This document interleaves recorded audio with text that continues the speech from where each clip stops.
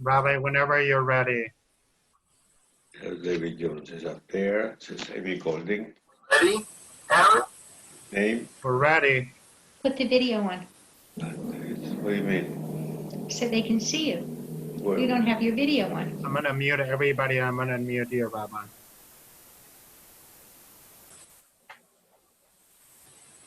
Good evening. Welcome to a very special conversation with our honored guest, David Jones. I am Rabbi Alan Judah, president of the Jewish Family Service of the Lehigh Valley. This evening's program is a collaboration between Jewish Family Service and the Jewish Federation of the Lehigh Valley. Thank you for participating. Our executive director, Debbie Zoller, will tell you briefly about Jewish Family Service.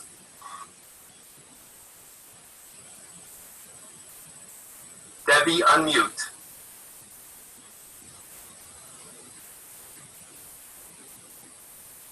Mute myself.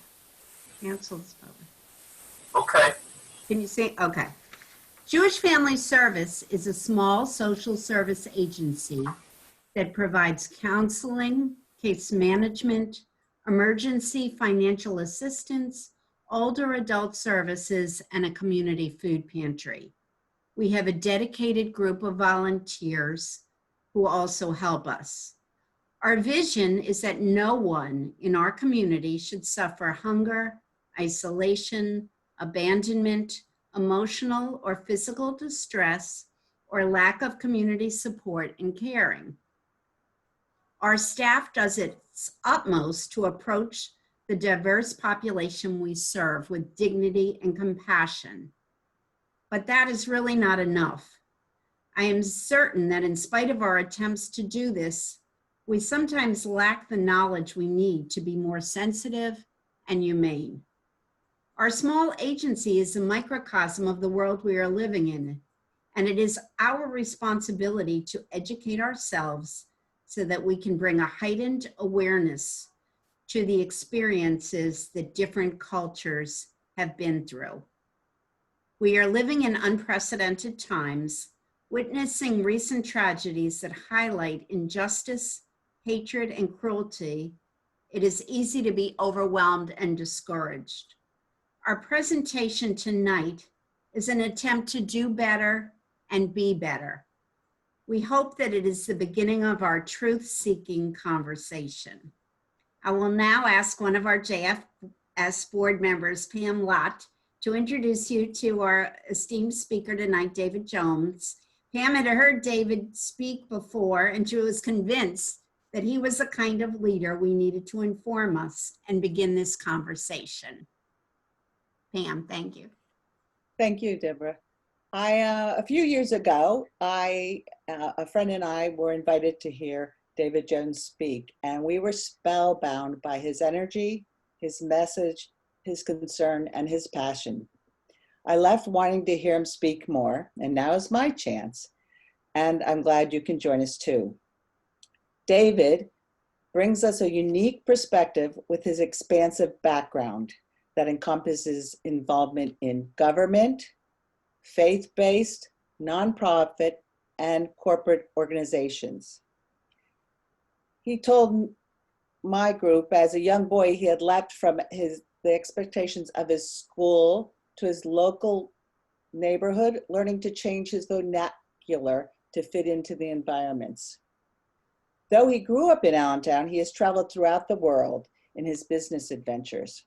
While working for Avery Dennison, a global Fortune 300 company, he started as an entry-level machine operator and worked his way up the ladder, holding various leadership roles in operations and HR.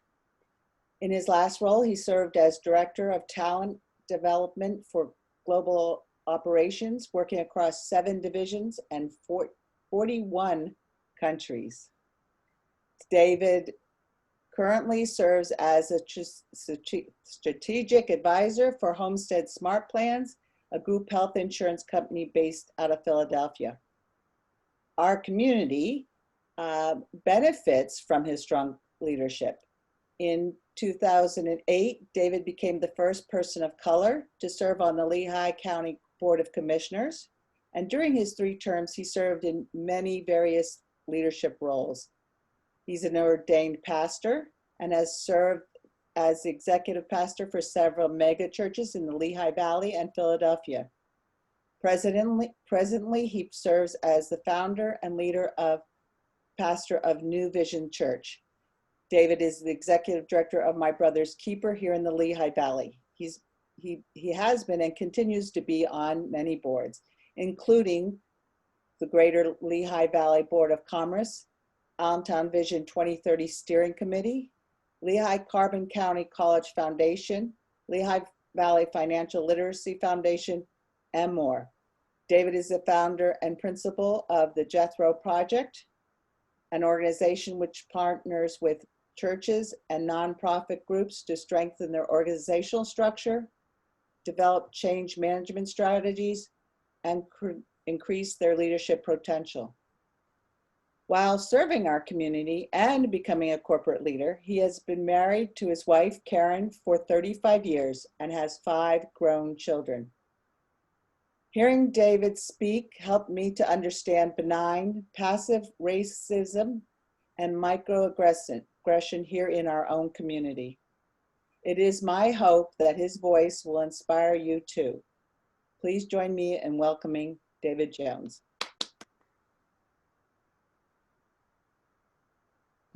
Well, thank you all for having me. It's an honor to have this opportunity to engage members of your community in this conversation. I think it is one of the most important conversations that we can have as a nation.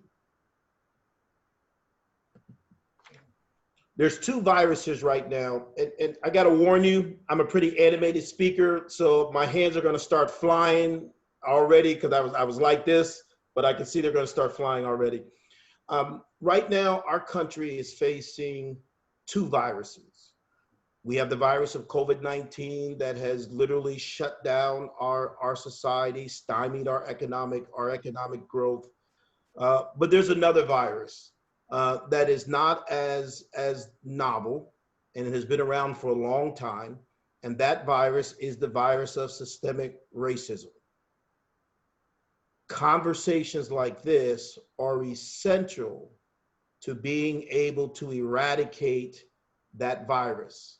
Much like COVID-19 that spreads through human contact from one person to another, so the virus of systemic racism, bias, bigotry, prejudice spreads from one person to another person.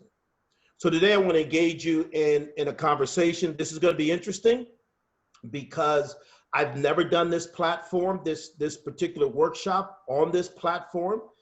I like to use a lot of breakout groups. I am not necessarily a lecturer. I am more of a facilitator, a trainer, a coach. So I hope to make this very interactive and engaging. So let me do this. Let me bring up my PowerPoint, do my screen share here.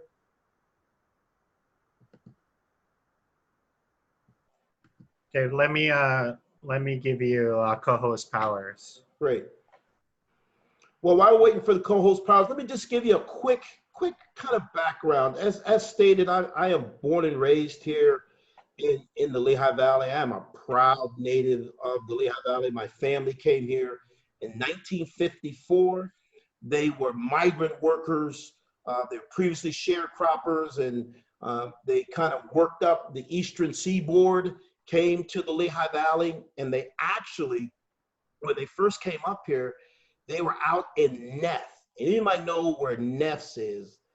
I remember asking my mom, like, what were Black people doing out there in Neff? That's way on the other side of Snecksville.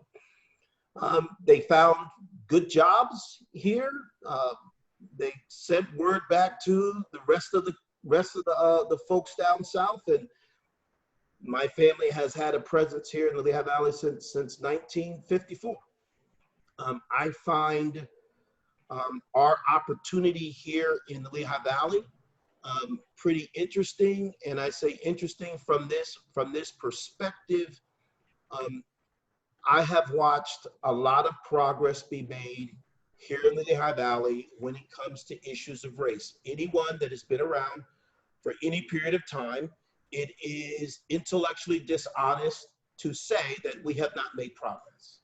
When I grew up here in the Lehigh Valley, as a young man of color, I remember we could not be out past the stadium other than a football night without the police stopping us and putting us in the car. They didn't beat us up, didn't abuse us. They would just put us in the car, drive us back downtown. Presently here in the Lehigh Valley, if you think about it, we have some of our major institutions in the Lehigh Valley that are headed by people of color, both black and brown. So certainly we've made some progress, but we have a lot of work. We have a lot of work to do. And I hope our conversation tonight is an encouragement to kind of continue that work. I liken it to this. If we were all to jump in a car and we said that our destination was Philadelphia. There's a great restaurant downtown Philly called Fogo de Chao. It's a Brazilian restaurant. I love it. We're going to all go down to Fogo de Chao and drown ourselves in red meat. Well, if we jumped in our car and we started driving and we hit the Lansdale exit, we could certainly admit to ourselves we've made progress from where we started, but we haven't necessarily reached our destination. And that's the mindset that I want to engage you with, that we've made progress, but man, we've got a lot of work to do. And what's happening out in society, what we see happening in our own streets right here in the Lehigh Valley, give credence to the fact that we've got a lot of work to do. So with that, here's how I think the format is going to go. We're going to go for about 45 minutes or so, and then we'll have time for some questions and answers. I hope to make it engaging. So let's jump in and let's start. I want to thank again the Federation for welcoming me. I want to thank Rabbi Judah for his help in coordinating and getting all this done. I want to thank Aaron for his technical assistance. So we want to have a conversation, a discussion on identity, power, and privilege. Why have this conversation? Well, here's the reality. Race is still a primary indicator of a person's success and wellness in our society. I remember Condoleezza Rice said something several years ago that if you look at the zip code of a young person, by their zip code, you could determine whether or not they would have an opportunity at a quality education and success in life. So it's an important conversation for all of us to have. It's a necessary conversation. But there's some things about that conversation, right, that kind of make us uncomfortable, right? All these words, all these phrases, all these terms that get used sometimes like weapons, white supremacy and white privilege and white fragility and systematic racism, institutional racism, cultural competence, unconscious bias. It's enough to make your head explode sometimes. What does all this stuff mean? What does it have to do with the issue? And oftentimes the way that we use these words, both folks within my community, folks from without my community, we often use them as weapons, sharp-edged, blunt tools to do hurt and harm. The challenge in trying to have these types of conversations without really defining the context of our conversations and what we mean is that often we engage the conversations in a sense of fight and defend. Today, what we want to do is we want to understand this word. This is a big word. You hear a lot about this word given the present administration, entities and organizations and individuals around. There's a big movement, the alt-right, which is an extension of white supremacy. There's a lot to unpack in this word.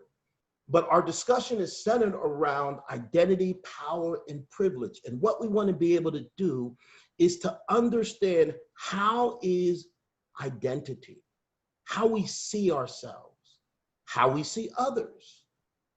How does identity shape our nation? How does it affect power, how power is used? Who gets access to power? Who benefits from power? Who directs power? And then privilege. Who's the recipient? Who is it that the system, the structure is intended to work for and to benefit? All of that makes up this word that we call white supremacy. So let's do this. We're going to try breakout groups. Some of you may have never been on a Zoom where you do breakout groups. Don't be afraid. We're going to walk you through it. What we're going to do now is we're going to take 5 minutes. I'm going to have Aaron. There's 42 people on the call. So Aaron, if you could break everyone up, say into 8 groups and set it up for 5 minutes each. No problem. And what I'd like you to do in these groups, because Aaron, correct me if I'm wrong, when I release you to go into your breakout groups, you will see on the screen an invitation. It'll say, do you want to go on the breakout group? You say yes or no. Just click yes. It'll take you into the breakout group. When you go into the breakout group, you'll be joined by other members who are on this call, because the system will automatically designate everyone into the groups. You will see on the screen when you're in that group a countdown clock, 5 minutes, and it'll start counting down. That'll give you some guidance for the conversation and discussion. When those 5 minutes have elapsed, the system will automatically kick you back in to the main group. Okay? We're going to give it a shot. If it becomes too cumbersome, we'll discontinue it. You know, technology is great if it works. It's a headache if it doesn't work. So we're going to cross our fingers. We're going to give it a shot, because I want this to be a time for us to talk and not just me. I've often been accused of loving to talk, and I don't deny that. But again, I want to be a coach, a facilitator. I want to hear what you have to say, and I think we can learn from each other. So Aaron, if you're ready, we're going to go in these breakout groups, and I want you to talk about the challenges and the benefits about talking about the issue of race. What are the challenges of talking about race? What are the benefits of talking about race? So Aaron, if you're ready, let's kick everybody out.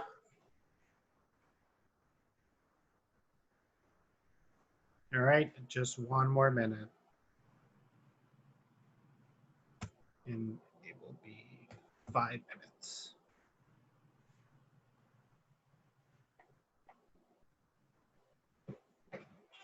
And when you're in the breakout groups, don't be afraid to engage one another.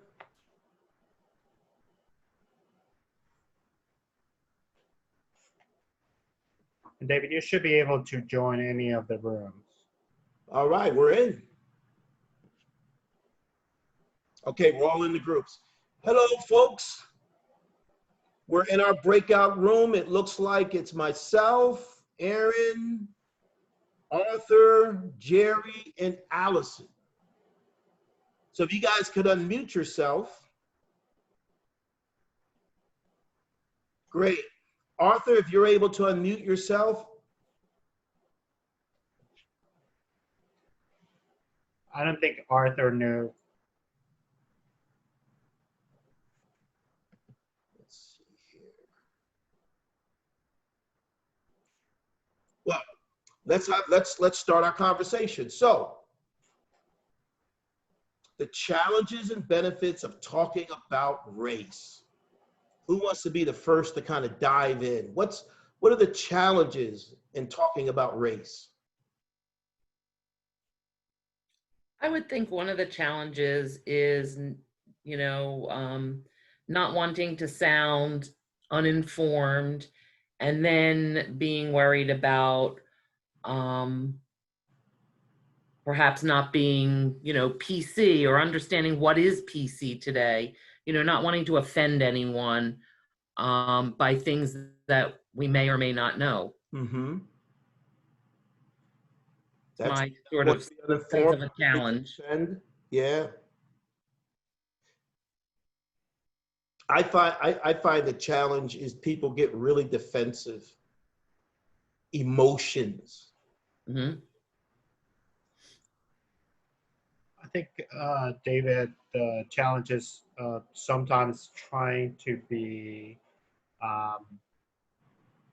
participant in the conversation and then saying something that perhaps you don't feel it was inappropriate, or you actually even think that it might be taken as racism, and then realizing that that the case is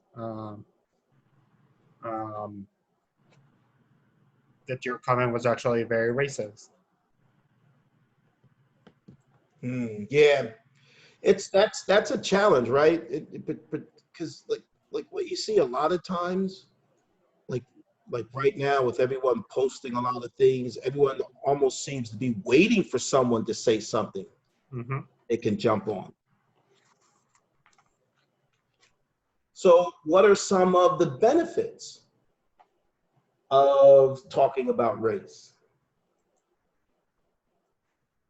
Well, I would think trying to create a kinder, gentler society that we all share in this human race, and in taking care of the world around us, and that hopefully we're all doing this to make the world a better place together. Mm-hmm. Anyone else? Some of the benefits in talking about race.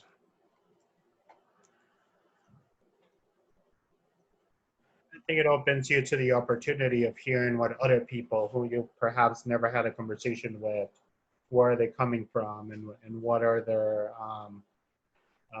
they feeling the way that they're feeling that you might have not considered. Put yourself in someone else's shoes, getting a different perspective. I'm gonna send everybody a message that's about 30 seconds. David, what do you think is a benefit of talking about the issue? I think the benefit, the more that we talk about the issue, the more we take away the fear and the reluctance to do so.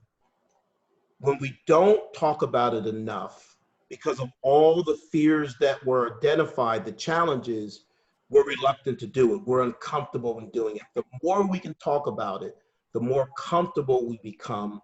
And the more we get past those very early stages of conflict and tension that normally arise when you start having those conversations, I intentionally develop relationships and have conversations with individuals who are at the complete different end of the spectrum than I, for that purpose. And it's challenging sometimes. Right.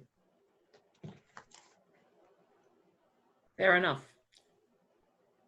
All right, we got everybody coming back. Yes. We survived, I think. There's about 20 seconds until everybody actually gets fully back. Well, for those who have come back, we'll start, and those who are coming back and kind of join in with us. For those who are already back, what were some of the things that you discussed in terms of challenges and benefits of talking about race?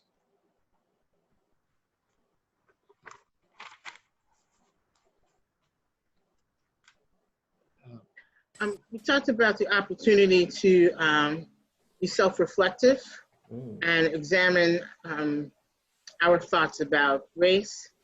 I know I talked about an opportunity to really dig deep into my own biases and my own thoughts about how I feel about a discussion that is long overdue. And and Jess, you know, really examine my own thoughts and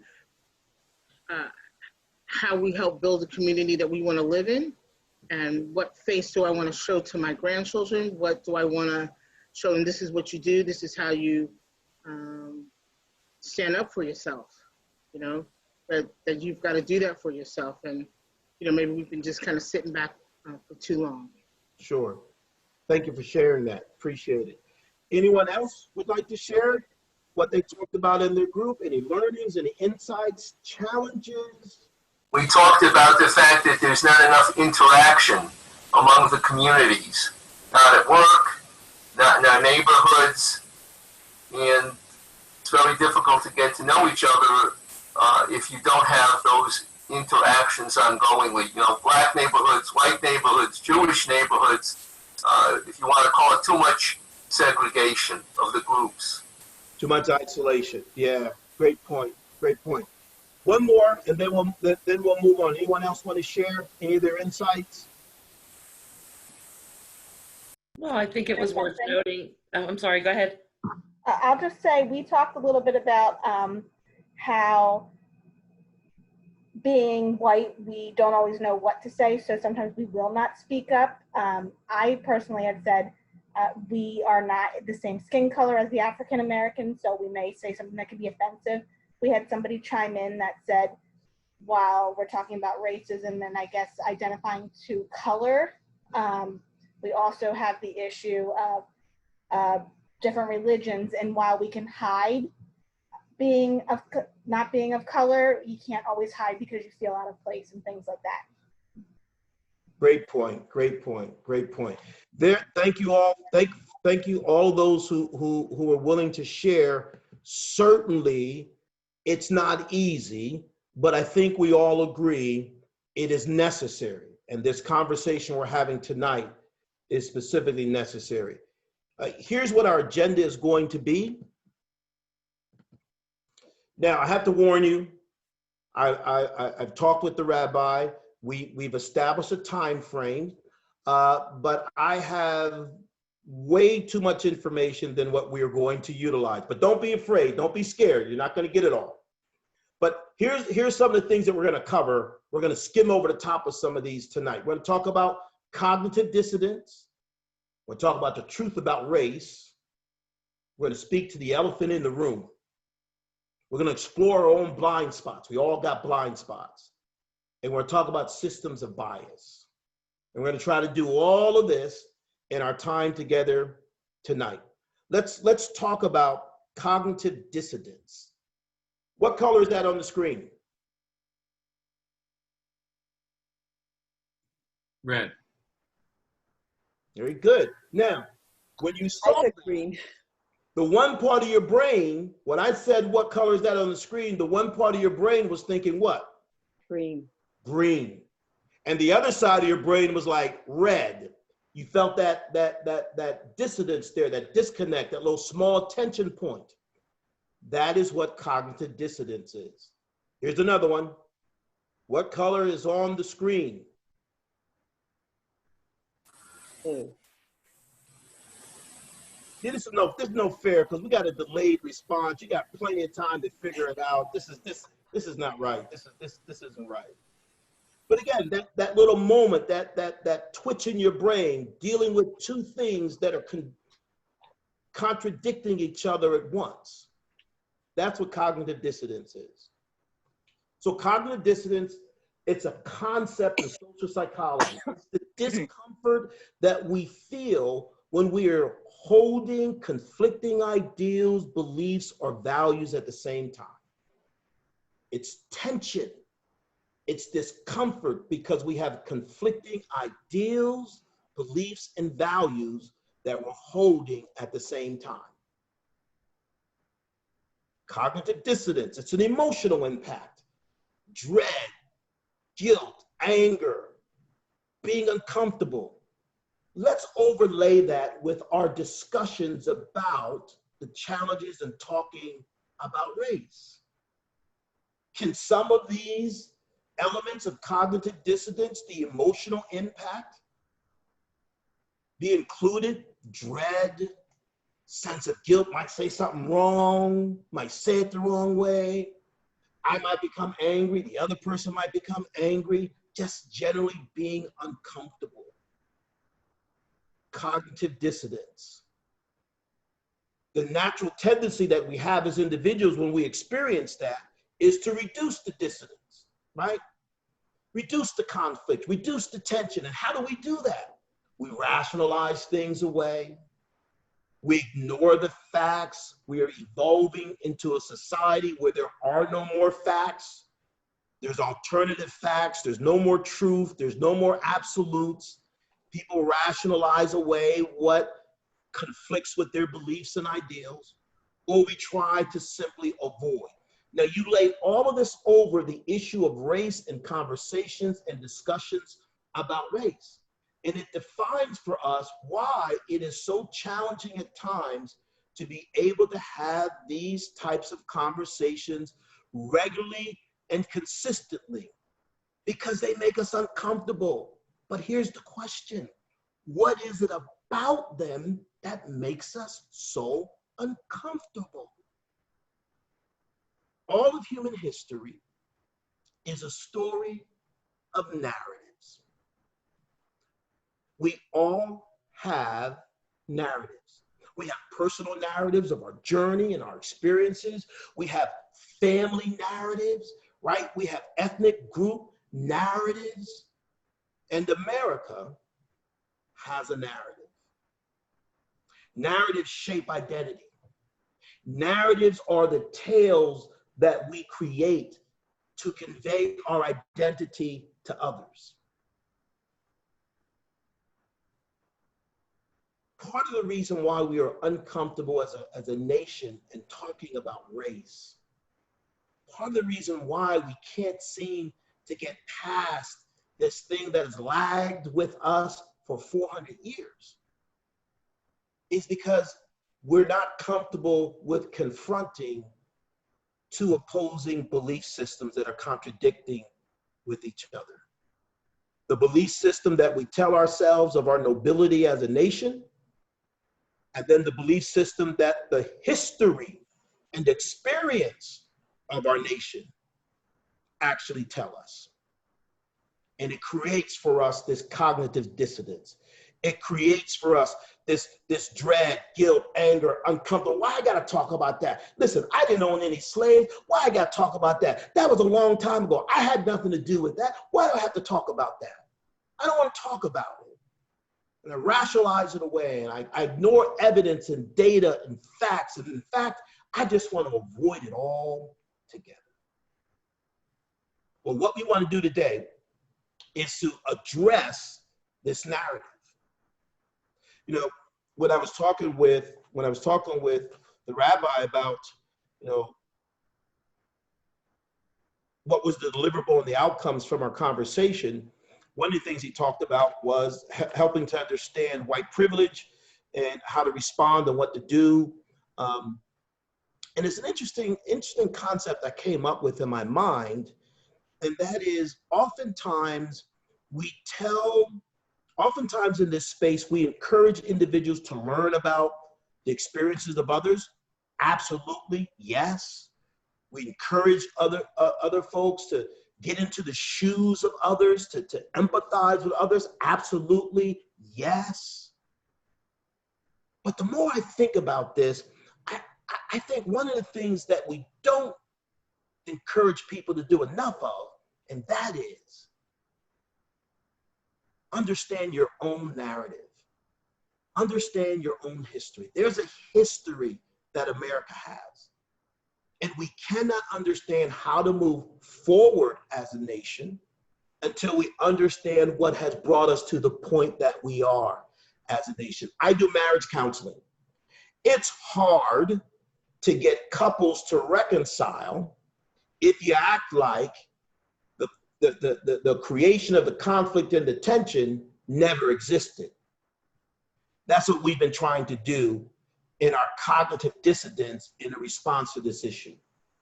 So let's dive deeper. Let's talk about the concept of race, because the concept of race is alive. It is the biggest, longest telling lie that there is. Physically speaking, all of us on this call, while some of us may have more melanin than others, I don't like to use the word my white brothers and sisters. I like to say my less melanin brothers and sisters, right? Some of us may have more hair than others, but we're 99.9% of the same DNA. Why? Because most of us here on this call are people of faith, because we were created by the same God. We're 99% of the same DNA and the same substance.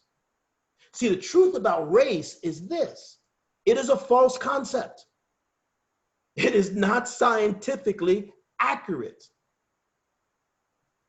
God did not create multiple races. Did he create ethnicities? Absolutely. Did he create multiple races? No, it is a false concept. It has no scientific basis whatsoever. Race is a political construction. Race is something that has been developed to rationalize, to justify power. To rationalize and justify using and exploiting others for the purpose of building wealth. The lie about race legitimizes the ideal of white supremacy, white superiority, that one race is superior to another. The whole basis, the whole construct is a lie.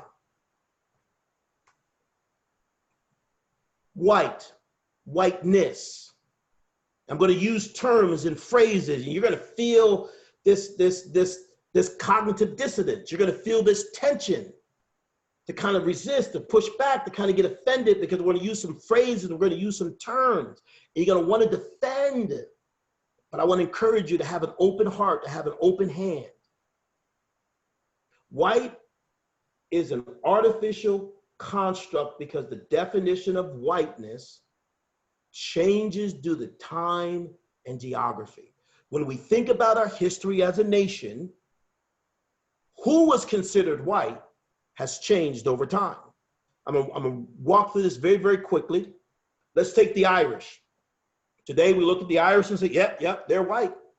But if you look on the screen here, when the Irish first came, on the left, there's a picture of a black man, cartoons, and an Irishman, and they're on a scale of equal scale because Irish were viewed when they first came as being equal to blacks. The Irish were considered blacks turned inside out. And blacks were considered smoked Irish. You see on the right, there's another cartoon or picture from the Times that negatively displays the Irish as not being fully human. Here's another one that looks at them as brutish and animals. They were thought of as drunkard and lazy and criminals. But now today we look at the Irish and we fully accept them and recognize them as white. But they weren't when they first came to America. They weren't viewed in the context of whiteness. Look at the Italian. Here's a cartoon that's depicting that the only thing they're good for is to be round up, put them in a cage, and drop them down in the ocean. They weren't viewed when they first came in the construct and development of America. They weren't included in the concept of whiteness. It changed over time. And even within your own community, and I didn't want to put any images up there for fear of not wanting to offend anyone, but here's Eric Goldstein from Emory University. He said, Jewish identity in America is inherently paradoxical and contradictory. Well, why? Look what he goes on to say. What you have is a group that was historically considered and considered itself an outsider group, a persecuted minority. And in the space of 2 generations, they become one of the most successful integrated groups in American society. So what we see, what I'm intending to show here, is that this ideal and this concept of white and whiteness is a construct that is made up. It is a construct that emerges and changes over time. Now, what is the significance of all of this?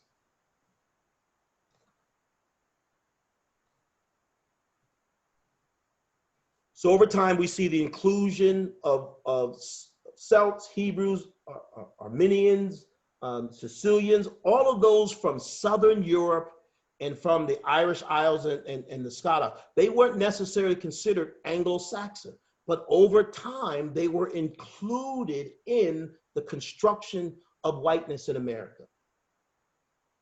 Here's what W.E.B. Du Bois said.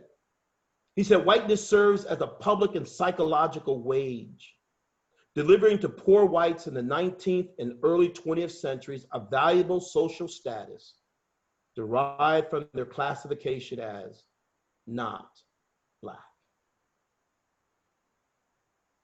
So the movement of immigrants, the movement of whiteness in America has always moved from being identified with or close to Black towards being included in the majority group of whiteness. And now we're going to understand why. What is the dynamic about that? Because our conversation is about identity, power, and privilege. We cannot get to the root of understanding the issues and dynamics of race and our inherent challenges today unless we are willing to fully delve into and understand the formulation of identity in America. See, for many of us, we want to believe that, why talk about race? Why talk about color? Why does it all matter? Can't we just all be the same? Our American narrative prevents us from having that viewpoint. Here's what we're going to do. Rather than go to a breakout, this is what we're going to do. I'm going to ask you a question here.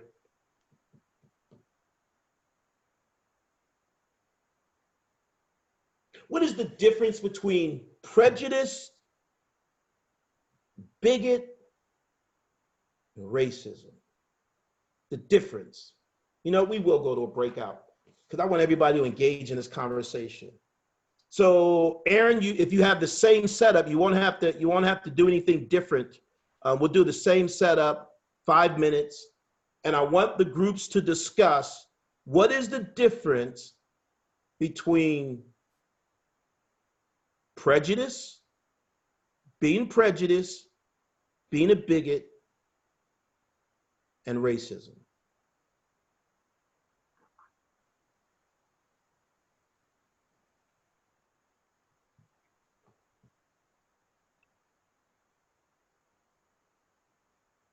Are we good, Aaron?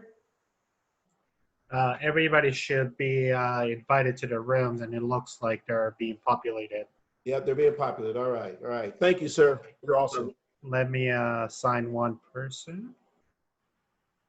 Councilwoman, how are you?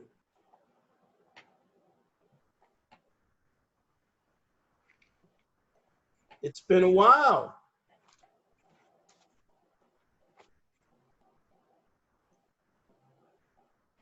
So, Aaron, are you able to, let's see here. Now you can talk. It's so good to see you, David. It's very good to see you as well. Miss fan forever. You look well. You look well. So let's talk about what's the difference between being prejudiced, being a bigot, and racism. Who wants to take it? Who wants to take a shot?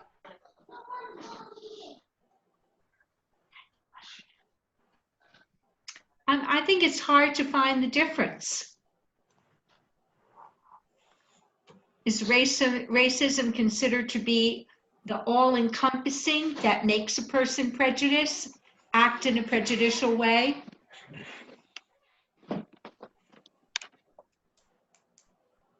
Anybody want to respond? It's a good question. Janir, Arthur, anybody want to respond? Aaron? I would like to. I think that while we recognize prejudice, I think bigotry is stronger than prejudice. And I think racism is more systemic. It's more part of a system. And so I think I agree with Jeanette, if I think we're saying the same thing, that it's the broadest sense encompassing prejudice and bigotry. But I think bigotry is stronger than prejudice. Very good.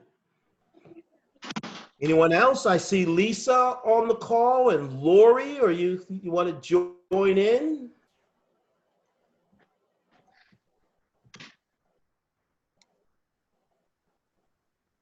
I'll say that I probably agree with Jerry. I think we all have prejudiced views. They are based on some of the experiences that we have.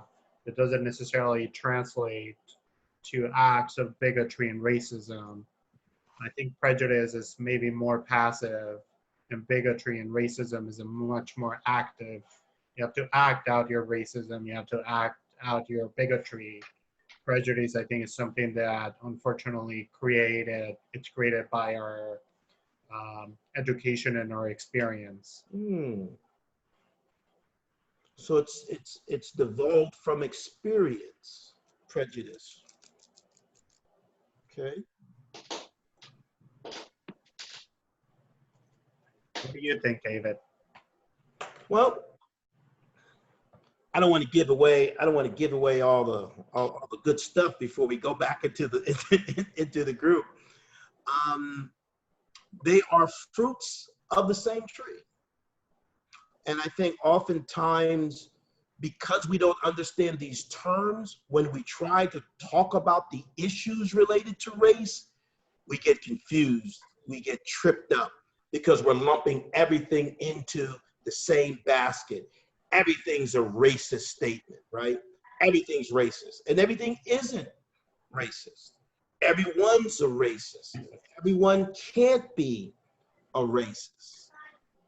And when we come back into the larger group, we'll talk specifically about how these three things kind of connect. And I think all of you have really touched on the salient point, which is racism is a broader thing.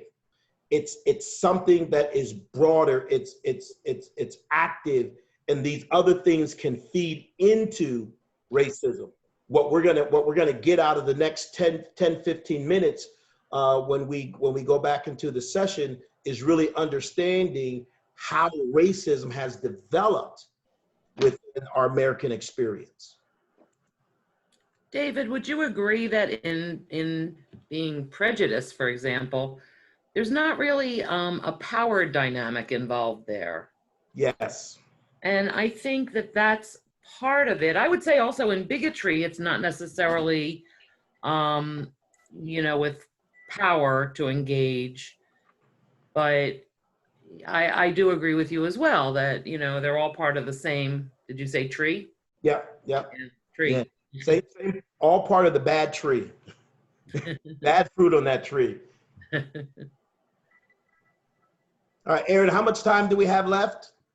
There's about all right, everybody's 0 time. Great, that's great. All right, well, welcome back, everybody. I hope you had some stimulating conversations. Oh, let's share real quickly. I will have a couple of people share some of their insights, some of their discussions, and then I will withhold for myself the privilege of being able to give the final definition of the terms. You get to do that when you're the facilitator. You might not be right, but you get to do that. So, who wants to share? Prejudice, bigotry, and racism. How do they interact? How do they work together? Well, our group pretty much felt that everybody has some prejudice, but that doesn't bring you up as one of the person described the pyramid. But but it can, and that's where bigotry and racism become a active in actual hate. Those become more hateful, where prejudice is something. I'm kind of regrouping our whole, like redoing our whole group, but it becomes really a terrible thing when it starts to go up the pyramid of bigotry and racism. That was good. I love that. I'm going to change my PowerPoint in the future. I'm going to put the answer to this in a pyramid. Thank you. I like that.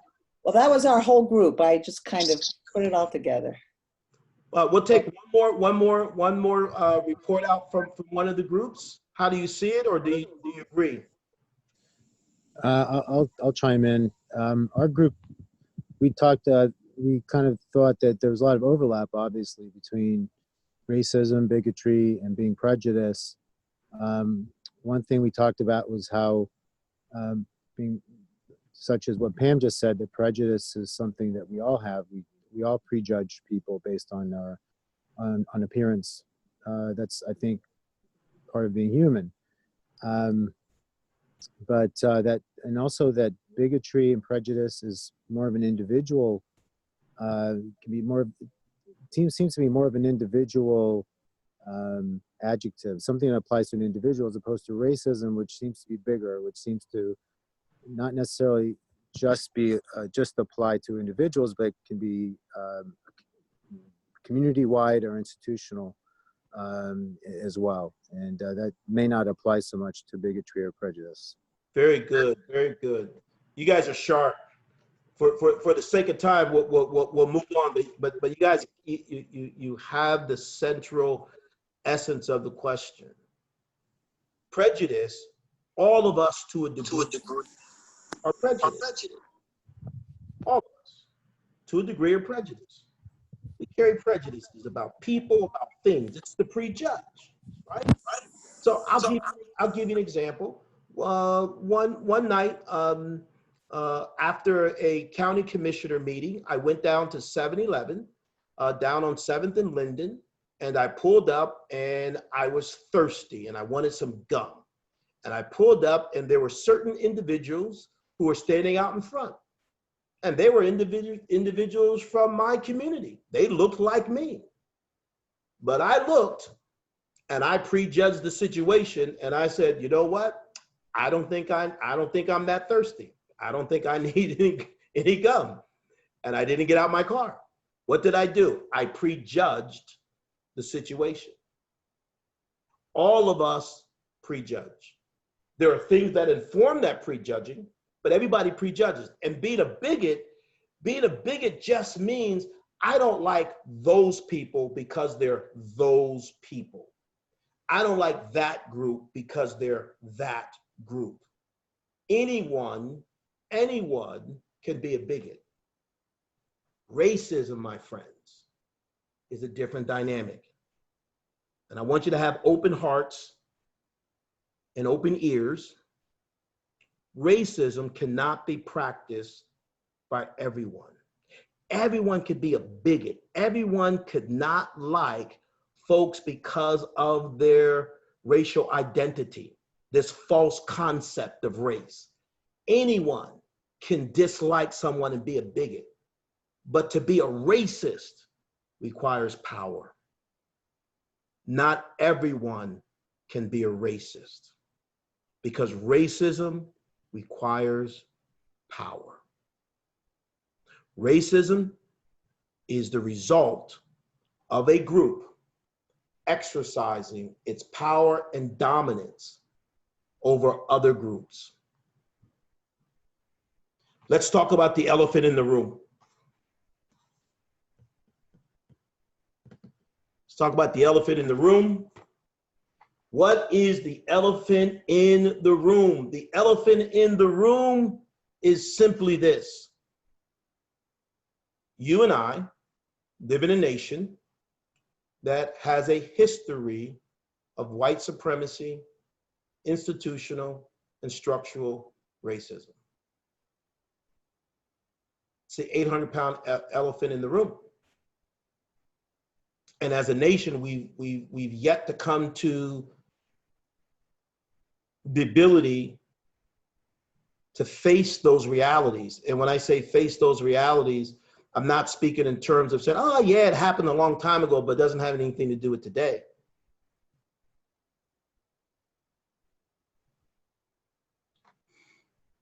There's a picture on the screen of a sponge and a glass of water. Now let me ask you this.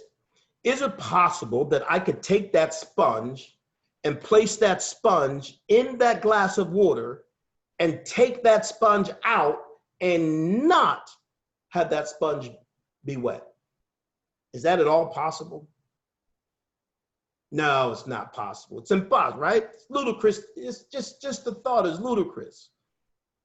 Well, all of us are like that sponge. We have been steeped in a glass of water called white supremacy, institutional structural racism in the American narrative. And we have to own that and recognize that. None of us were living back then. We didn't do it. But like that sponge, we absorb its impact.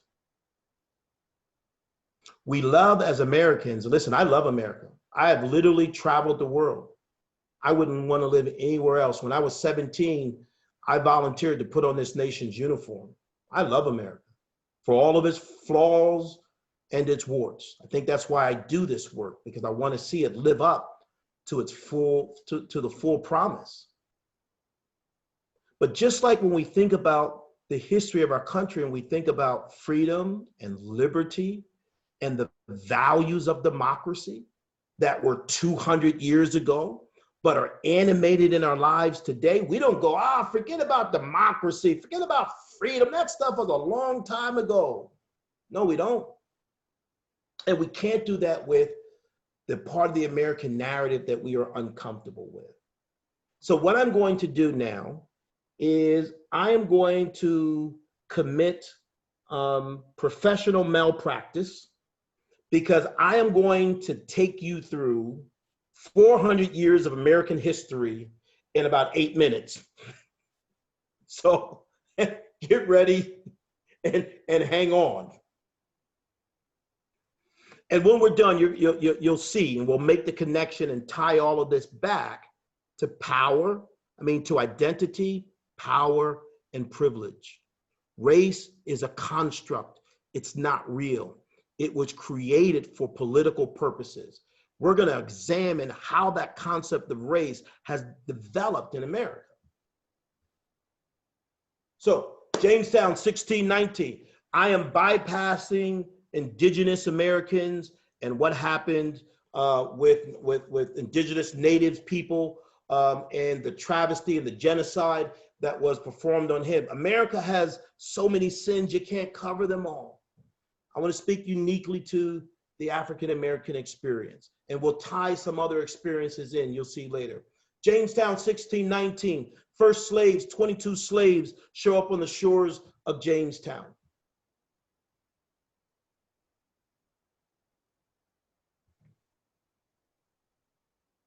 We all know the Declaration of Independence, but I want to say this. I've been ordained reverend in the Protestant church for 20-something years.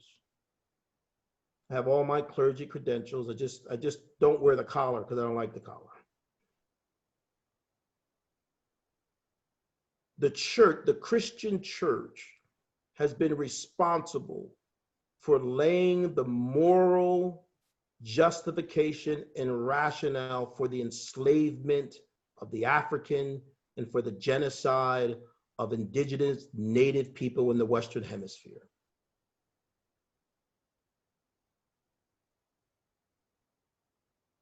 They created the lie of race.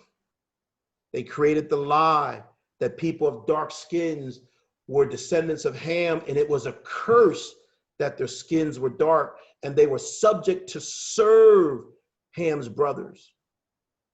They created the lie that the African and the Indian didn't have full souls. And since they didn't have full souls, it was okay to enslave them and not treat them as human beings.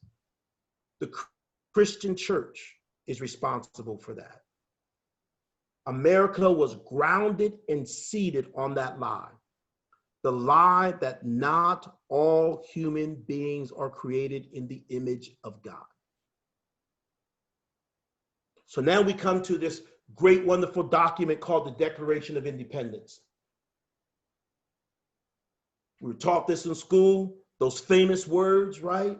That all men are created equal and that they are endowed by their Creator with certain inalienable rights. And those rights are life, liberty, and the pursuit of happiness. Now watch this. And then in the next sentence, this is what they said. And to secure these rights, what rights? The rights that were given divinely by the Creator to man that was made in his image. Life, liberty, the pursuit of happiness. Those rights. To secure these rights, governments are instituted amongst men. So our founding fathers said that the role and the purpose and the existence and the structure of government is to be able to protect and to facilitate these inalienable rights endowed by God on those who are made in his image, those who are created equal because they are in his image.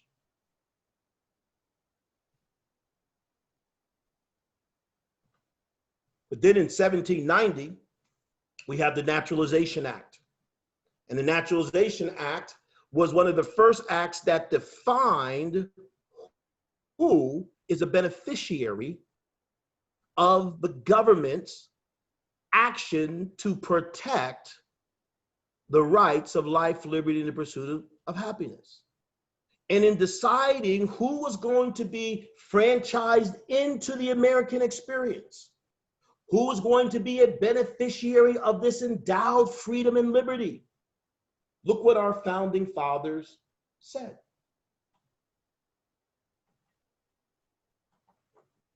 Any alien being a free white person. So our founding fathers, we oftentimes you hear people saying today, why do we always have to talk about race? Why do we need to bring up race? Race has been at the center of the American experience from the beginning. From the very beginning, race has defined who is franchised into the American experience. Who will the government work to protect the rights of, and who will it not? From the very beginning.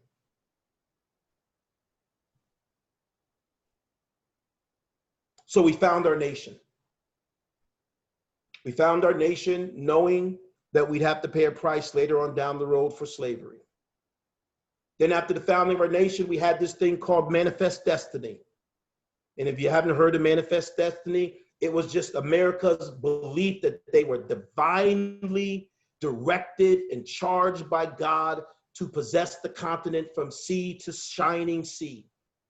And here is the quote from one of the political leaders of the day. This continent was intended by Providence as a vast theater on which to work out the grand experiment of Republican government under the auspices of the Anglo-Saxon race.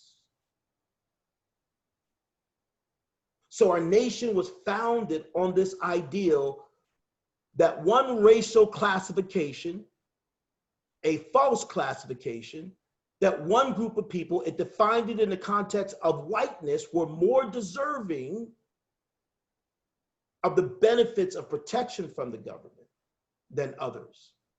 And in the Manifest Destiny, it gave rationalization for the genocide of the indigenous native people. Why? For the benefit of the Anglo-Saxon race. The vestiges, the foundations rather, of white supremacy. They have been with our nation from the beginning. Now, let me speed myself up. We all know about Abraham Lincoln. What is Abraham Lincoln most famous for? Somebody, anybody, jump in. What is Abraham Lincoln most famous for? Emancipation Proclamation. Emancipation Proclamation. Old Abe freed the slaves. But Abraham Lincoln was a product of her time. This is a quote. This is from the Lincoln-Douglas debate in 1858, when Lincoln was debating Douglas for the Senate seat of Illinois. And Lincoln was an abolitionist. And Douglas was accusing Lincoln of being a supporter of equality of the races. And this is Lincoln's response. And this is captured and written for all of posterity. Lincoln said, "I will say then that I am not, nor ever have been, in favor of bringing about in any way the social and political equality of the white and black races. That I am not, nor ever have been, in favor of making voters or jurors of Negroes, nor of qualifying them to hold office, nor to intermarry with white people. And I will say in addition to this, that there is a physical difference between the white and black races, which I believe will forever forbid the two races living together on terms of, watch this, social and political equality." Now I know what you are struggling with right now is that cognitive dissonance. Two competing beliefs and ideals. Abe freed the slaves. But yet here we have his own words that exemplify Abe bore the very same values. It demonstrates how culturally these values were entrenched in the forming of our nation, that even the abolitionists, even those who were against the institution of slavery, still never believed in equality. They believed the original lie of race and that one race was superior to another. I know that's a lot to digest, right? Watch what he says. He says, "And in so much as they cannot so live, while they do remain together, there must be the position of superior and inferior. And I," says Abe, "as much as any other man, am in favor of having the superior position assigned to the white race." Now listen to me. I am not attempting to vilify Abraham Lincoln. What I am attempting to do is to demonstrate that this ideal of white supremacy, that our nation was founded on it, and that even those who fought for the abolition of slavery still embraced the ideal of supremacy of whiteness. Abraham Lincoln was no more than the product of his time. He was the product of his time. Here's a quote from Alexander Stephens, 1861. He was the vice president of the Confederacy. And this is what Stephens says about the foundations of the Confederacy. He said, "Its foundations are laid, its cornerstones rest upon the great truth that the Negro is not equal to the white man, that slavery, subordination to the superior race, is his natural and normal condition." There's no daylight between Lincoln's view of the equality of whites and non-whites, particularly, specifically the African, and the vice president of the Confederacy. Because this was an entrenched cultural value and belief system. It is the foundation, the bedrock upon which our nation has been built. And this is why we can't get past it, because we won't acknowledge it. Here's what Lincoln said, and then I'll pause for comment. Here's what Lincoln said in 1862. So that the Civil War has broken out, it started. This is what Lincoln said. Lincoln said, my first impulse would be to free all the slaves and send them to Liberia to their own native land. But a moment's reflection would convince me that its sudden execution is impossible. Why is Abe contemplating upon victory in the Civil War to send the slaves back to Liberia? Because there is this there's this undercurrent, this foundational paradigm belief that America was about whiteness and that there was no real room. If the African is not going to pick our cotton and work in our forced labor plantations, then what value does he have? Because remember, citizenship is about whiteness. And again, I'm not trying to kick dirt. I'm not trying to vilify. I am not trying to demean Abraham Lincoln, his legacy. I am simply trying to identify a value system that was transcendent in the culture, that as it relates to the superiority of one race over another, whether you were Union or Confederate, it was the same viewpoint. You know, we often believe that the Civil War was fought to free the slaves. That's one of those narratives that we tell ourselves. The reality is the South, the Confederacy, they fought to protect the institution of slavery. The North fought to preserve the Union. The North didn't fight to free the slaves. They entered the war to preserve the Union, to keep the Confederacy from succeeding. It wasn't until later on, 1863, almost 3 years into the war, that Lincoln threw out the Emancipation Proclamation. Okay, I'll stop there. Thoughts, questions, comments? That was a lot.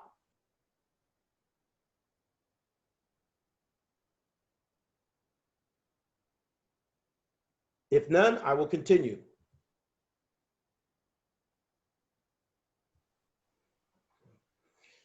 No, here's what I want to take a look at. I'm not going to go through all these, but this is the pursuit of freedom. So the Civil War ends. And so now, here you see all of these actions. It was a whirlwind bunch of activity over the course of a couple of years. The Emancipation Proclamation. And if you remember the Emancipation Proclamation, this is what it says. That henceforth and forevermore, all slaves in those states rebellious to the Union are free. The Emancipation Proclamation didn't free slaves. It freed slaves in states rebellious to the Union, states that were at war with the Union government, in which the Union government had no power or ability to enforce the proclamation. It was a political stunt more than anything, because it didn't talk about the slaves in Maryland. It didn't talk about the slaves in Ohio. Those slaves weren't free. Slaves in states rebellious to the Union. So you see this whole set of activity. Lincoln assassinated. You have the 13th, the war ends. Lincoln is assassinated. You have the 13th Amendment that ends slavery. Then you have this period that's known as the Reconstruction. And here in this period, after a war that was fought, now they're trying to reconcile, how do we bring equality to the slave? How do we include them? So they're giving, they end slavery, they're given citizenship, they're given the right to vote. This period is known as the Reconstruction. It looks like the American dream is going to be fulfilled. And then in 1876, there's this thing called the Hayes Compromise. And the Hayes Compromise is the first time that you had one presidential candidate win the electoral college and the other win the popular vote. Hayes won the electoral college. The Democrat won the popular vote. But a deal was made to let Hayes take the presidency on the condition that Hayes would remove the federal troops out of the South. The federal troops were in the South. This is where we get the term carpetbagger. The federal troops were in the South. Why? Because government was protecting the rights of life, liberty, and the pursuit of happiness for those slaves who had now been franchised into the American experience, given citizenship, given the right to vote, and the government was there to protect, to ensure those rights.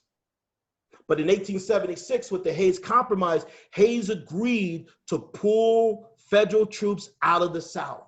And when he pulled those federal troops out of the South, everything changed. All progress changed. And for all intents and purposes, 12 years after the end of the Civil War, the African was back into formalized slavery.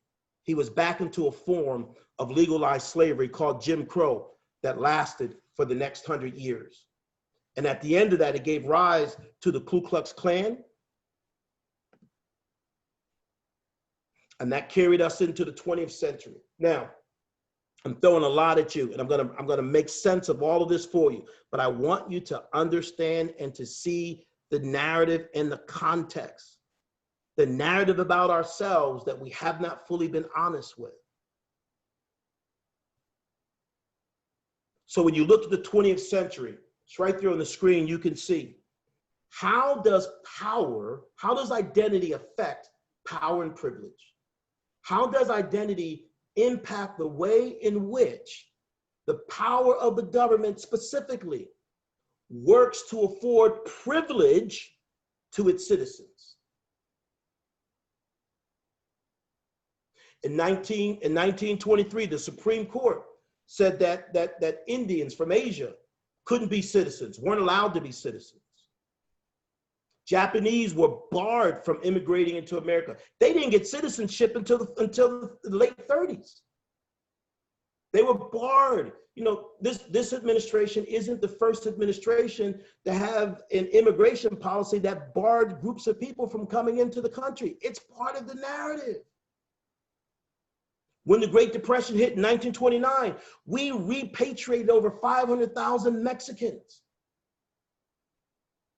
In 1935, in the middle of the Great Depression, when Roosevelt rolled out the Great New Deal, most of us don't realize this, non-white workers in the South who were domestic workers or agricultural workers, they were excluded from the benefits of the New Deal. In the 40s, the Japanese were forced into internment camps. After World War II ended, Blacks were denied benefits from the GI Bill. Money, loans for homes, loans to start businesses, loans to go back to college. And if you think about this for a moment, the GI Bill was one of the greatest governmental entities that facilitated the development of wealth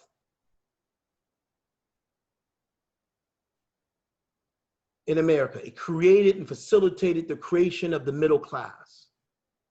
People took the GI Bill, they went to college. They were able to increase their market value. They were able to buy homes. They were able to start businesses. So that when you get to the 60s and 70s, you see white families being able to benefit from this great governmental program. They used it, they were able to use the money from those houses, the equity built up in those houses to send their kids to college, to start other businesses. It generated wealth. But for Blacks in America, those soldiers who fought and died, they got no benefit. So again, they were left behind. Again, their identity affected how government used its power to provide for them privilege. And then you have redlining, which is a systematic way in which the government used banking, loans for housing, to segregate communities, It was how the suburbs were launched and sprawled. It prevented Blacks from buying homes and building wealth. And I put all of this in here to see that our government, the structure of our government, because of this underlying issue, has struggled to utilize its power effectively to provide privilege for all. It has historically worked well for one group at the expense of all others. Now, right here, that's a lot to process. Let's do a time check. I want to talk about some biases, and then we're going to close out. Now, I just threw a lot at you. Thoughts, perceptions.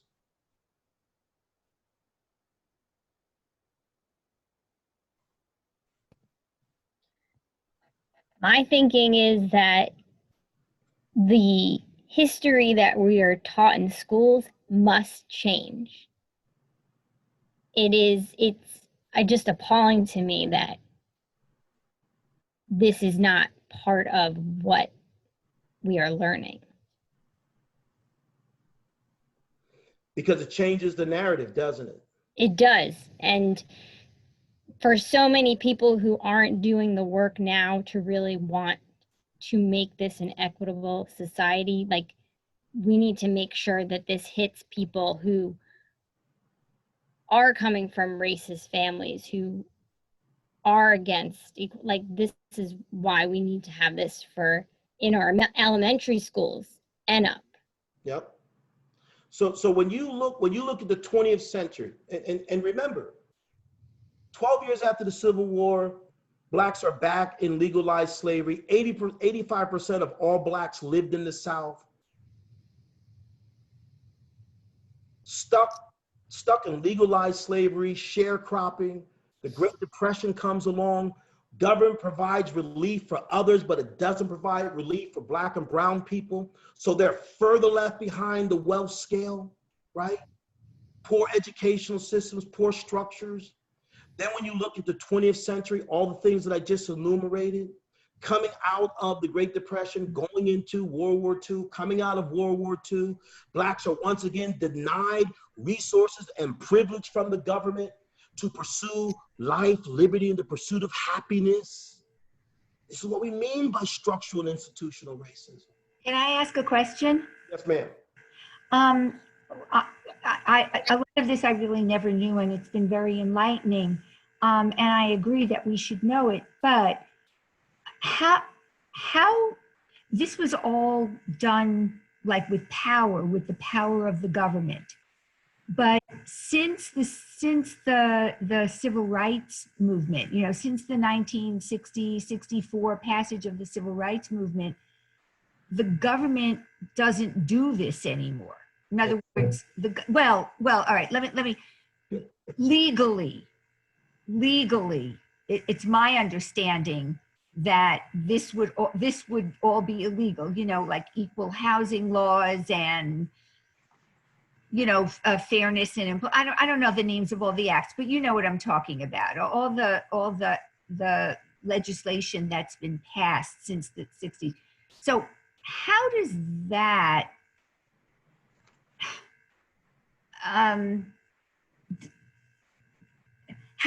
what does that say about our country as well? In other words, this all says terrible stuff, and I think people should be aware of this, and it should be taught. But without, I mean, to me, it, just from what I know, it looks to me like our country has been trying to make things right, even though we're not perfect, but we're on the right path legally. The government isn't doing these things anymore, as far as I know, legally. So here's the question. Breaking the law, but legally, it's not the government anymore. That's a great question. That's a great question. And I actually took out a bunch of slides because I said, oh, Dave, this is too much. So when you look at, again, I am not trying to be the king of minutiae here, but this is really, really important. So the civil rights movement in the 60s resulted in the Equal Rights Act, the Voting Rights Act, Fair Housing Act, all of these laws, right? And then these laws were intended, hear me out, these laws were intended to provide the privilege of citizenship, enfranchisement to those who the government had disenfranchised. And Lyndon Johnson started the war on poverty. And there's all of these programs, but then something happened. And what happened was the moral majority came along. The rise of conservatism came along. And when Ronald Reagan came along, and listen, in 1984, he was the first president I voted for. I voted for Ronald. My mom still won't forgive me for voting for Ronald Reagan in 1984. But when Ronald Reagan came along, Reagan dismantled the federal housing program. So that today, when we talk about the lack of affordable housing, because Ronald Reagan pulled the plug on the federal government being in the affordable housing program. When you look today and you think about, when you think about voting rights, right? There's no one involved in the political landscape, no one involved in social activism that will tell you that the Voting Rights Act is not under immense attack. Immense attack. So when the Supreme Court, when did the Supreme Court, right after Obama got elected, the Supreme Court said, well, all these restrictions that we put on southern states to be able to change their voting without having to check with the federal government because of what happened in the 60s, right? There was restrictions. They had to report to the Attorney General any modifications or changes. The Supreme Court said, well, you elected a black guy president, issue's over. And within a month after the Supreme Court making that decision, look what's happening across the South now with voter suppression. So yes, the federal government, because the people who are in the federal government activated laws, but whenever there's a new set of people that comes in, they change the set of laws. They change who and how government works for people. It's called the backlash. So every time there's advancement, there's backlash. Every time there's advancement, there's backlash. And I don't want to get into a whole policy thing here, but when you take a look at the changes and the modifications that were made in welfare reform, to look at the changes and the modifications that were made in the judicial system in terms of mandatory sentencing, 3 strikes you're out, accelerated our prison population to a quarter of the world's prison population. All of that, government did the right thing, but then when people who hold the value and believe that not all are equal, and they utilize government to not provide privilege and benefits of power to one group over the other, you get the same thing as you've had throughout the history. So when we look at the state right now, the wealth gap, the educational gap, there's 2 questions that we have to ask ourselves. The questions we have to ask ourselves is that just because they're less than? That they really aren't that smart, they really don't have it? It's their own fault? Or is it systemic? Is it structural? Is it something else that's going on? Is it a combination of both?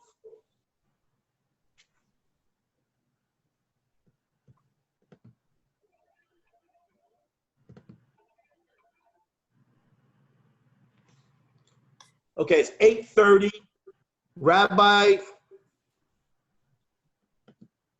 I'm going to close with this.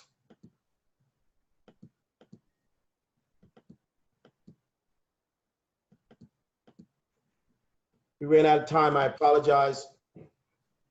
So I want to talk to us about our blind spots.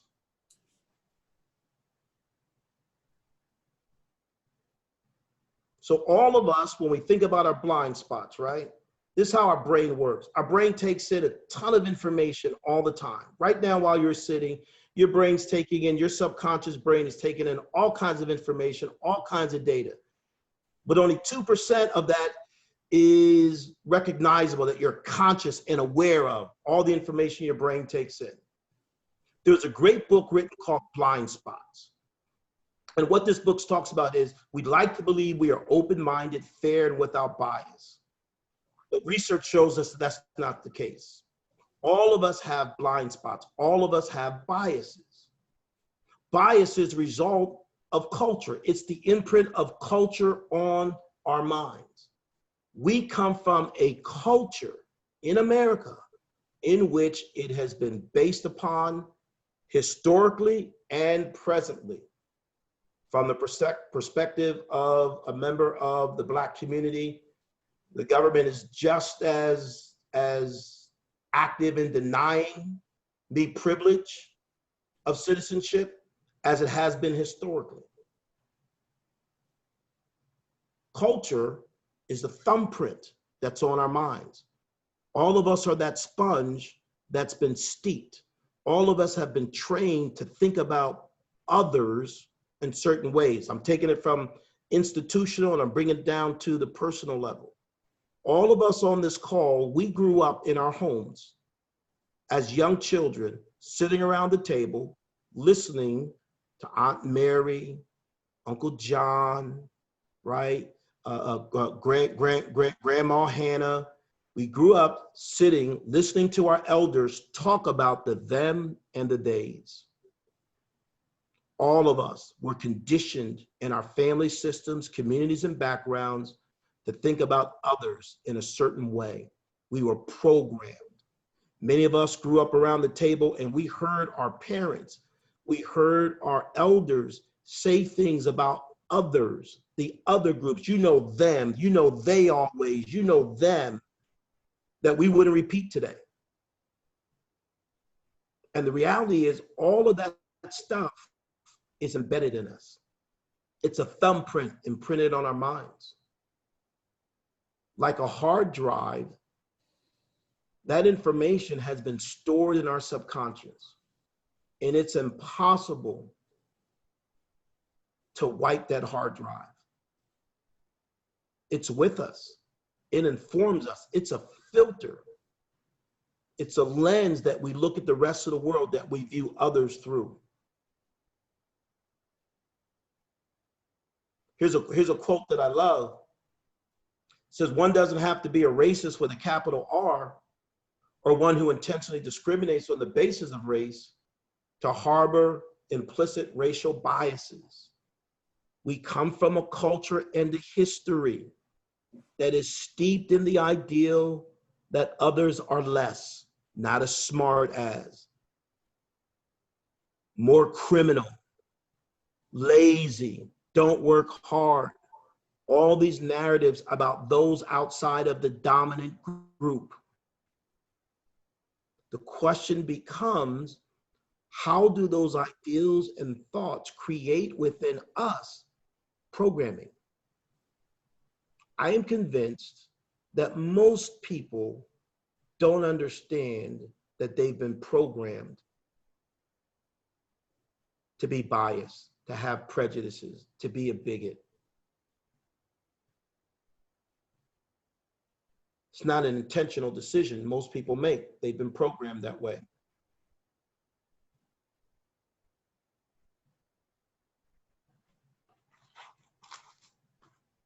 Here's something called the amygdala. Now, the amygdala is a small, tiny, pea-shaped part of the brain. It's really small, but it's powerful. It controls the fight and flight mechanism. It controls our emotions and our memories.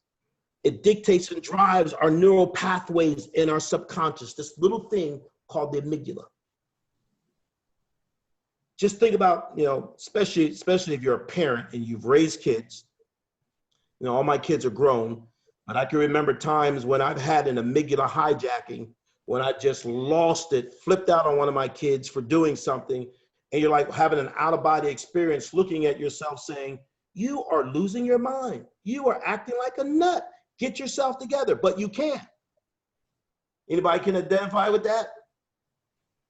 That's called an amygdala hijacking. That's that brain that stores all of this information and data dictating to us consciously. That happens with issues about race. It happens with our prejudices and our bigotries. It happens with this cultural thumbprint that's embedded in us. So if we can't recognize the context that has informed and shaped our development and be honest about that, then the likelihood that we can mitigate the negative biases that are shaped in us becomes diminished. I have biases. I grew up in a family of people who came from the South. There were things I heard about white people growing up. I have biases. Those words, those phrases, those titles, those comments, they're still in my head. And I have to consciously be aware and let them not be the first filter or the second filter or the third filter.